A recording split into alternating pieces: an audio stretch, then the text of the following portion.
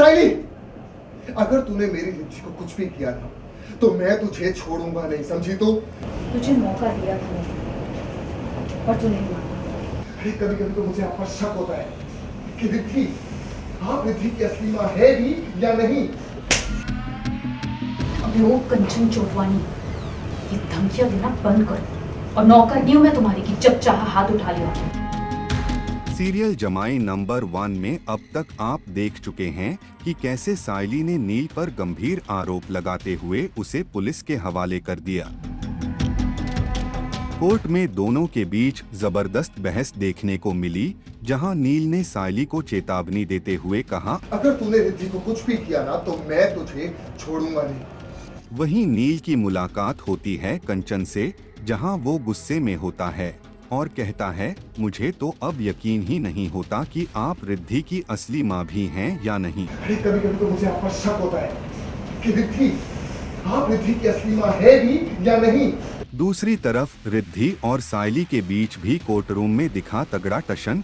हाय रिद्धि, बहुत अच्छी लग रही हो तुम, लेकिन अपने पति को जेल जाता हुआ देखने के लिए कुछ ज्यादा तैयार होकर नहीं आई हो तुम? मेरा फोन कहाँ है? कौन सा फोन? ओह हाँ, एक सेकंड।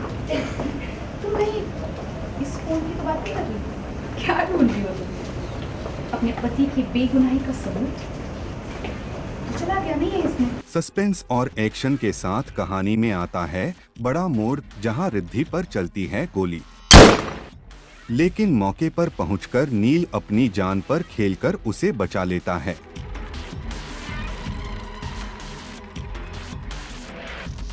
इसके बाद दोनों पुलिस स्टेशन के एक कमरे में छिप जाते हैं।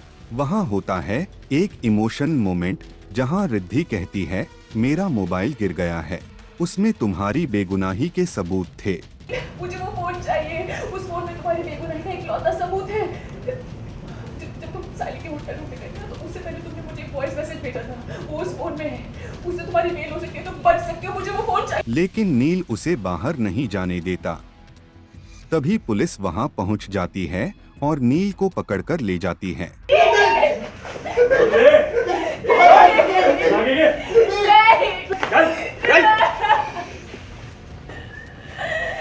वहीं दूसरी ओर कंचन और साइली के बीच होता है बहस, जहां कंचन साइली को फटकारते हुए कहती है, तुम्हारी हिम्मत कैसी हुई मेरी बेटी पर गोली चलवाने की? अब वो कंचन चोटवानी, ये धमकियां देना बंद कर और नौकर नहीं हूं मैं तुम्हारी कि जब चाहा हाथ उठा लिया। तुम्हें ज्यादा होशियारी दिखाई ना तो मैं ये गेम पलट दूंगी, समझी? एक बात याद रखना, इस खेल में ना हम दोनों बराबर के पार्टनर हैं।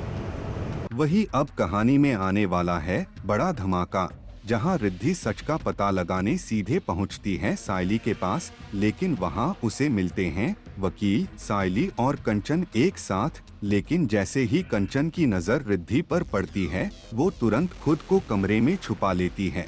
रिद्धि को होता है एहसास कि कमरे में कोई और भी मौजूद है। या फिर कहानी लेगी एक और खतरनाक मोड़, ये देखना दिलचस्प होगा।